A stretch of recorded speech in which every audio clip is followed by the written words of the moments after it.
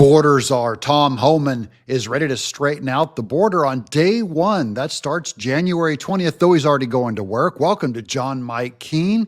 Here he is on Fox News. Well, I think we may see more of it. I mean, the President Trump, I'm not speaking for President Trump, but, he's going to take action against the criminal cartels in Mexico. Criminal cartels in Mexico have killed more American people than every terrorist organization in the world.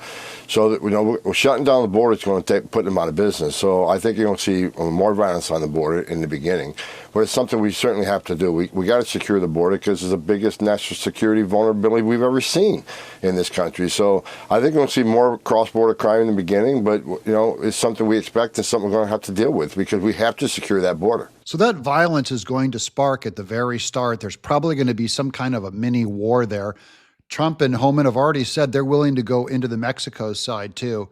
If they start firing from over there, and they probably have huge strongholds over there that we're going to have to break up. But the first step is just in securing the border. Then they're going to start pushing in and dismantling the drug cartels. And, the past 4 years have given us these unprecedented chaos numbers. There's nearly 11 million migrant encounters now at the under the Biden-Harris administration. That doesn't even include the 2 million known gotaways, which could be even higher. And Tom, the New York City mayor here, Eric Adams, that has met with you, that has pledged to work with you again last night, talking about looking for ways to help get this under control. Here's a little bit of what he said yesterday. Listen. Those who violate their privilege to be in this country by committing serious violent acts should not be in our country. And I've made it clear that I'm going to do everything possible to protect New Yorkers. I did it as a cop. I'm going to do it as the mayor of the city of New York. We're looking at every option we have, either through executive orders or if we can get help from Albany. I think they're moving in the wrong direction. If you're in this country, you should be in this country not to harm New Yorkers. I like Mayor Eric Adams. Look forward to him flipping to the Republican Party this year.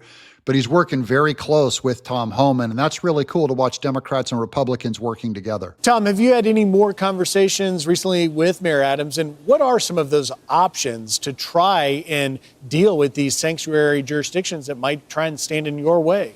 Well, Mayor Adams is trying to do the right thing. The problem is he has a city council that doesn't want him to work with ICE. But he is committed on a couple of things. Number one, he's committed to working with public safety threats with ICE, having his officers with us shoulder to shoulder to arrest public safety threats in that city, because that's what we're going to prioritize day one. Day one, right out of the gate, are going to be public safety threats and national security threats. He agrees with me. There's plenty in New York City. He wants to make New York City safer. He's also committed to helping us find over 300,000 missing children. Children that many are going to be in New York City. These are children that were, trafficked into the United States, released by the Biden administration to unvetted sponsors, and now they can't find them. Many of these children are going to be in forced labor, forced sex trafficking. Some will be just fine, but we got to find these children, save them, and get them back with their families.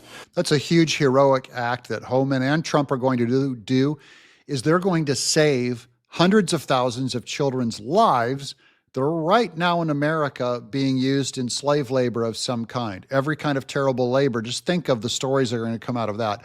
They're going to be rescuing children's lives. And third, he's considering an executive order to get us back into Rikers Island. I mean, I used to when I was ICE director, we had a dozen agents assigned to Rikers Island. We would take hundreds of criminal aliens out of Rikers Island every month. And now we have no presence in Rikers Island because of the sanctuary city law. But he's talking about doing executive action and get us back into Rikers Island, which is arresting a criminal alien in the safety and security of a county jail. It's much safer than going into the community and finding a bad guy on his turf who has access to who knows what weapons, right? So being inside the jail is safe for the alien, it's safer for the officer, and it's much safer for the community. So those are the things we're talking about getting done. So look for Eric Adams removing that sanctuary city status so they can get into Rikers Island jail and get those illegals out of our country and out of our prison system and move them back to their own countries. This is amazing work. You're going to see it work. We're going to keep reporting all year long. So I hope you've subscribed to John Mike Keene.